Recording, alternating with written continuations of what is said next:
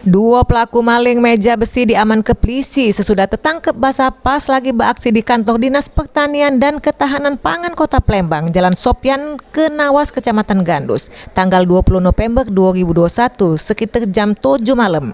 Kedua pelaku tersebut ialah Sandi Prayoga 18 tahun, warga PSI Lautan Kecamatan Ile Barat 2, sama Berry Ariswo 26 tahun, warga Jalan Sungai Tenang Kecamatan Gandus. Kapolsek Gandus AKP Kusyanto nyelaske tersangka Berry ini masuk dengan cara manjat pagar kantor, sedangkan tersangka Sandi nunggu di luar pagar. Pas ngangkat meja besi tersebut malah tertangkap basah, sehingga petugas bisa nangkep kedua tersangka.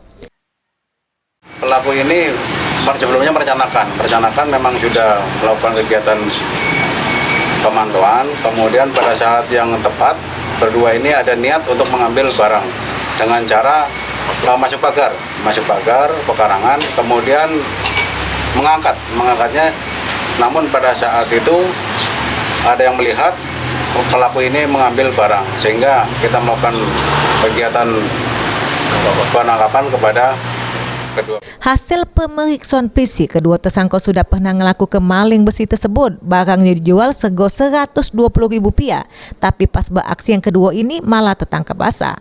Petugas ngamankan barang bukti meja besi yang dipakai untuk kembang sama motor metik warna putih benopol BG 4718 ABI.